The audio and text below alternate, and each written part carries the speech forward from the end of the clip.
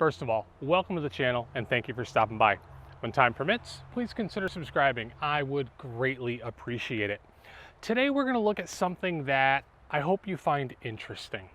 While there are a lot of farkles for this bike, the KTM 390 Adventure, I'm frugal, almost to the point of being cheap. So when I go shopping for farkles, sometimes I'm willing to spend the money, like on my Black Dog skid plate, because I know I'm getting the heaviest, most durable skid plate with a great company behind it.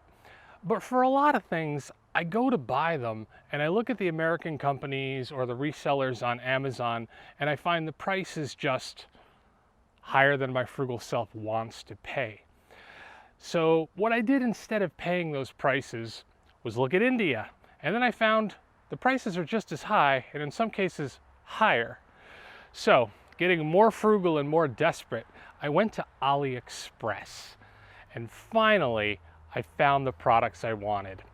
Now, we're not talking about products that are going to save my engine or products that are going to make things safer for me on the bike or allow me to do something it can't do on its own. I wouldn't go to AliExpress for those.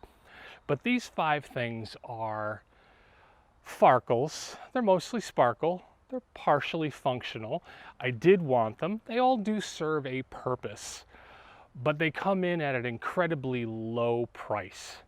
So let's take a look at those farkles, and I hope at least 1 or 2 of them seem interesting to you as well. Okay, the first thing we're going to take a look at today is probably the most important one of these AliExpress farkles available, and that's going to be the radiator guard. This guard can be had for less than half of what you would pay in the United States, and it is, after a year, working just great. Okay, what we have up here is the headlight guard. The headlight on this bike is very expensive, so I went ahead and I grabbed this one from AliExpress, and it was $13. I probably paid another $5 for shipping, but it was very, very inexpensive. And what we have here is okay. These honeycomb holes are significantly larger than I would have expected, and I think quite a few rocks can and have made their way through. Next on the list is something that you may not be interested, but I consider a must on every single bike I stand on. I went all over the internet looking for this part right here. And what that is a tank guard that actually is fitted to the shape of this bike. It took me over a year and a half to finally find one, and AliExpress was literally the only place I could find these. Now, worth mentioning is the fact that when purchasing from AliExpress, there are a few caveats. While most things are inexpensive, be very, very careful about the shipping cost. It's very easy on AliExpress to see something for $25 that's $75 in the United States, but then they add $35 shipping to it. That takes it away from being a good deal to being a bad deal. Also, you need to be really concerned about the quality you're receiving.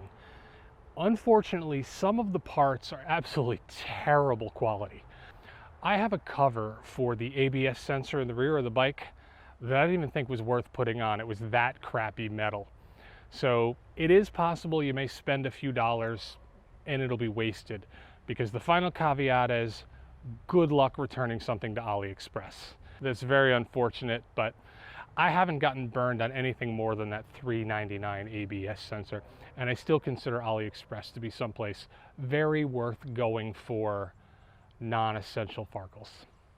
What we have here is a heel guard with strapping in case you want to run bags. Now, the bike ships with a thin piece of plastic.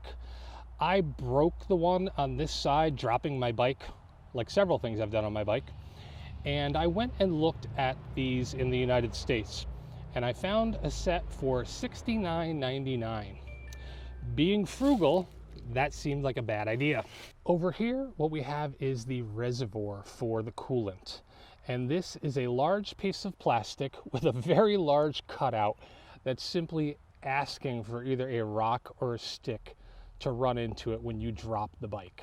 Well, that brings us up to 5, but I forgot I do have one more on here that I really do like, and that is my brake reservoir protector right here.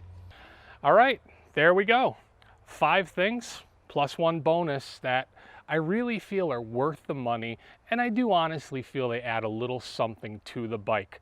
As I said before, they're not important, and you certainly do not need any of them, especially if you're going to be on the road.